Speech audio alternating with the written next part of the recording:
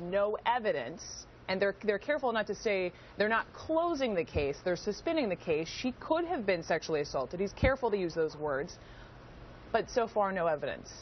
Correct? That's the consistent theme here, I think, is something going back to when this article, shortly after this article was first published.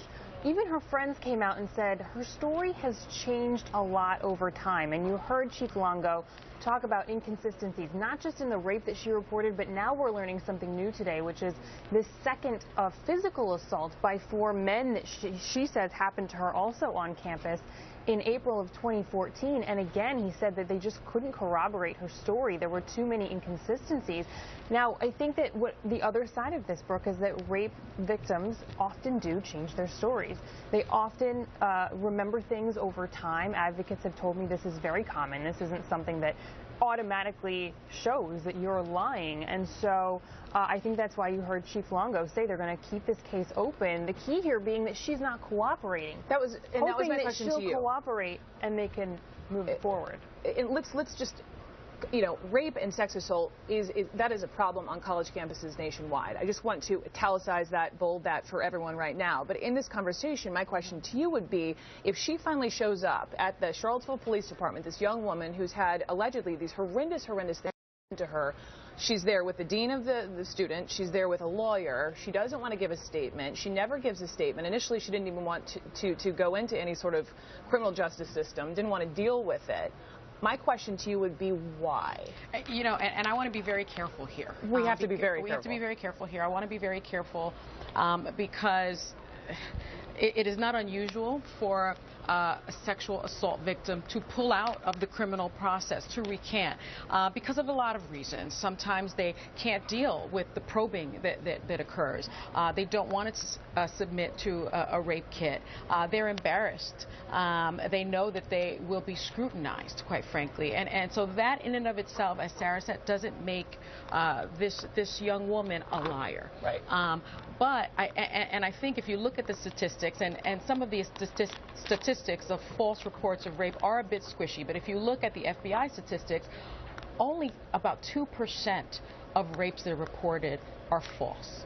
And only about 40% of rapes that occur are even reported.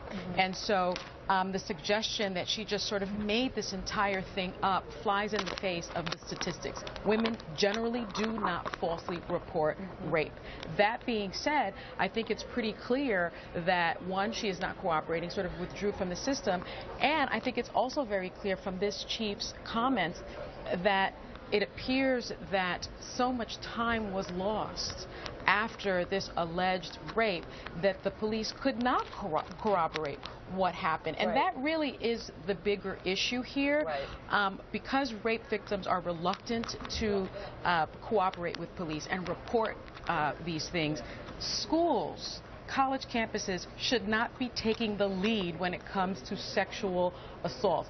Once someone on a college campus, an administrator, sort of gets this kind of report, my sense is, Brooke and Sarah, I want to know what you think, that the university should immediately bring the police into it. This is part of a larger issue that people are talking about, and it's twofold. At UVA specifically, I've talked to advocates there, and in the wake of this scandal, have said that is scary to them because women may not come forward. That statistic that you just mentioned of the amount of women who don't ever report could actually rise if they know they absolutely have to go through the criminal process every time they talk to someone about a rape. That's the chilling effect. But this is only one part of 3 investigations into this Rolling Stone piece that are coming out today. And there is an investigation by the state of Virginia. Yes, that will look into how the university handled this, because it's not just that Jackie went forward to the school. Then she began talking about her alleged rape publicly, and a lot of people on that campus knew what she was alleging for months and months and months, and it wasn't reported to police until it became a national story. And so the look is, the investigation, the state investigation is, did they handle her story properly? Did they also handle a lot of other reports of sexual assault properly? Let me just go